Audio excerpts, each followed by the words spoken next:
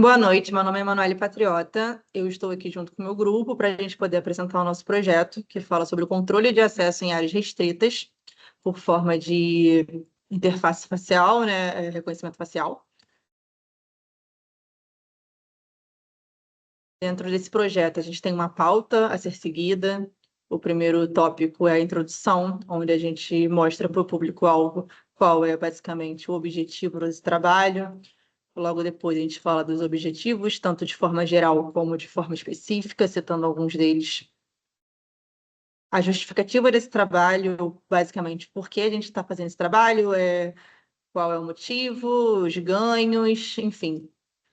A metodologia, que foi basicamente o início do trabalho, o meio do trabalho, o fim desse trabalho, foi a forma como a gente encontrou para poder demonstrar todo o processo dele em formato de fluxograma, o resultado dele, as lições que nós tiramos desse trabalho, como grupo de estudantes.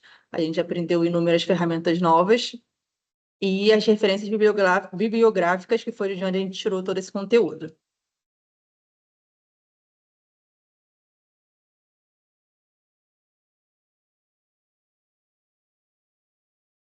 Boa noite, eu me chamo Brenda. Dando sequência à apresentação do nosso trabalho, nós vamos falar sobre a introdução. A introdução ela está abrangendo a inteligência artificial, né, nela como um todo. Nós também vamos falar sobre a trajetória, né, do início da inteligência artificial até os dias de hoje. A proposta do sistema, que é o reconhecimento facial, do porquê, qual o objetivo da proposta desse sistema. Também vamos mostrar na prática a funcionalidade do mesmo e a movimentação de mercado através das estatísticas.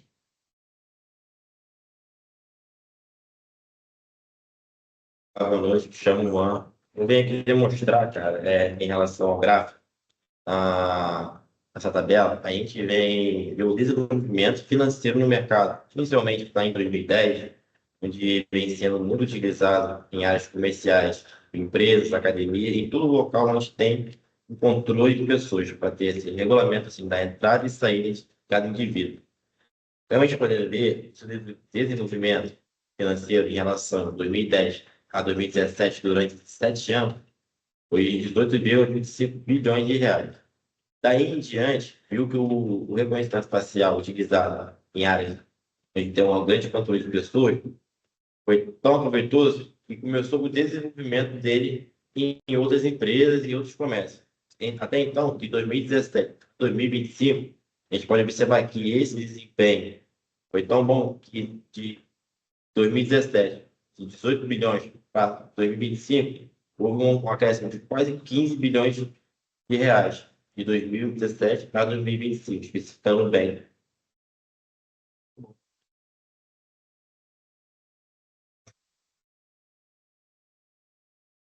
Boa noite, me chamo Edmilson. Vou falar um pouco dos objetivos e dos tópicos específicos. O propósito deste projeto é utilizar a inteligência artificial para desenvolver um sistema de controle de acesso por reconhecimento facial. Para isso, nós usamos o Google Colab, importamos algumas bibliotecas para processar imagens e fazer o link direto com o Google Drive. O sistema ele permite capturar fotos pela webcam ou fazer o upload de forma manual, dando flexibilidade e versatilidade ao usuário. A verificação é feita com a identificação de um rosto e analisada dentro de um banco de dados.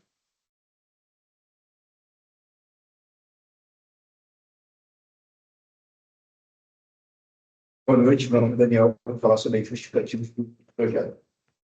Com a alta demanda de segurança, criamos um programa que utiliza a inteligência artificial em conjunto com o processamento de imagens para dar acesso a áreas restritas por meio do acesso restrito, tornando obsoleto meios antiquados, como gravar senhas, que podem ser esquecidas, ou então cartões de acesso, que podem ser perdidos ou então compartilhados. tornando o nosso programa o mais seguro, rápido e preciso.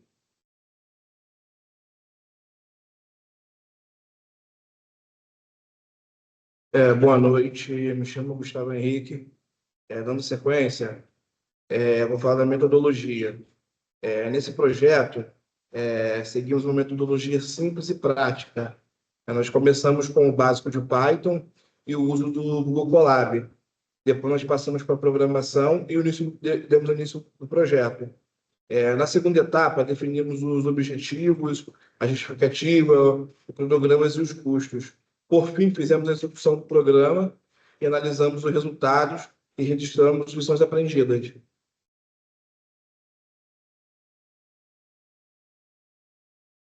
No vídeo a seguir, mostraremos o funcionamento do programa em Python, que foi feito através de uma ferramenta gratuita do Google Colab.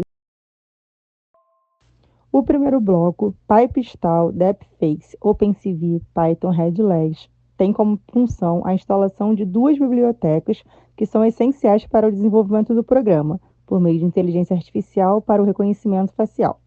São elas, DepFace e OpenCV.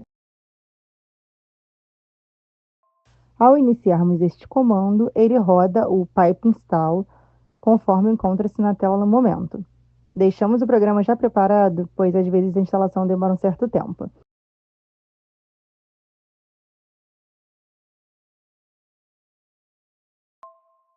O segundo bloco é o From Google Colab Import Drive, que tem como função conectar o Google Colab com o Google Drive, nos permitindo acesso aos arquivos já salvos.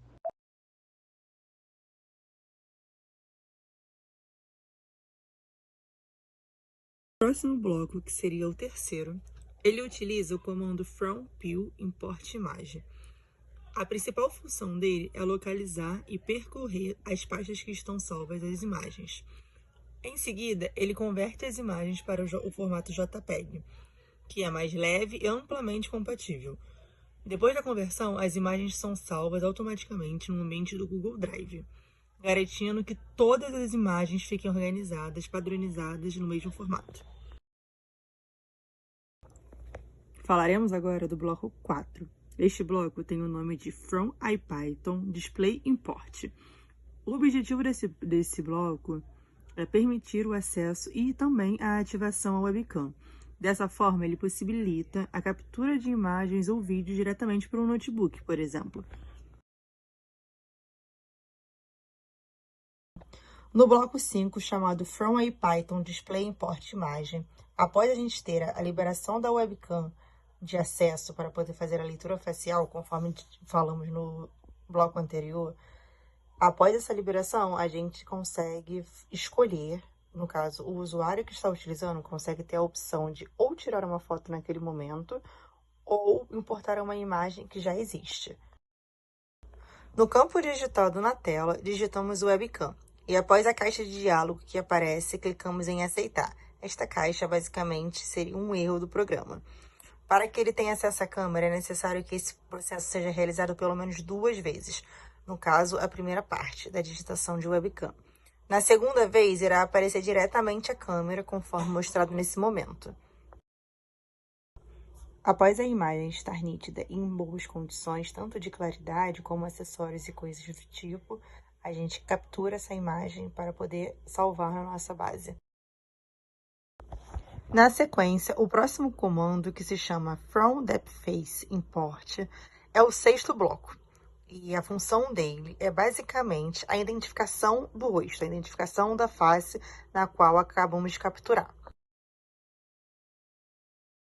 Entraremos agora no último bloco, seria o bloco 7. Ele é chamado de Caminho Rostos Corrigidos.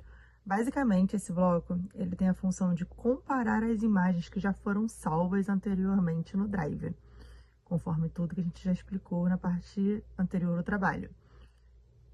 E de acordo com a compatibilidade, ele libera ou não esse acesso. O acesso estando ok, a pessoa tendo a face salva, ele vai dar o ok conforme aconteceu no nosso vídeo.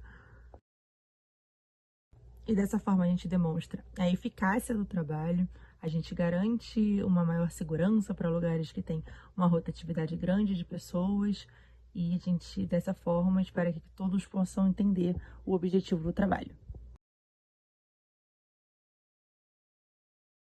Meu nome é Giovanni de Oliveira. Nessa etapa, nós vamos falar sobre a análise SWOT, que é uma ferramenta que avalia os pontos fortes e fracos de um sistema e das oportunidades e ameaças externas. No ambiente interno, os pontos fortes podemos citar identificação eficiente, controle de acesso, boa instalação e preços acessíveis. As fraquezas, podemos citar iluminação ruim, internet instável, equipamentos caros e falhas na identificação. Externamente, as oportunidades são manutenção e treinamentos, reciclagem de usuários e descontos. Já as ameaças envolvem acesso indevido, falhas do sinal, instalação errada e perda de clientes. Essa análise é essencial para melhorar o sistema e orientar nas decisões estratégicas.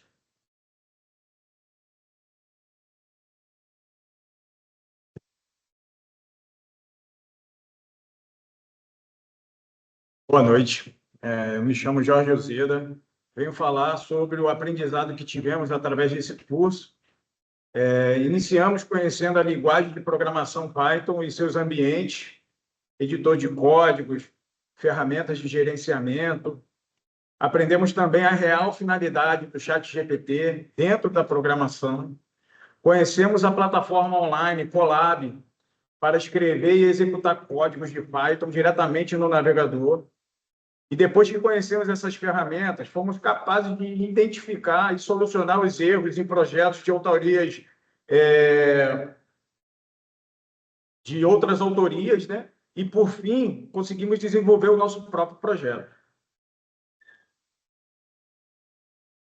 Para finalizar, citamos as referências bibliográficas que usamos com base no desenvolvimento do nosso projeto.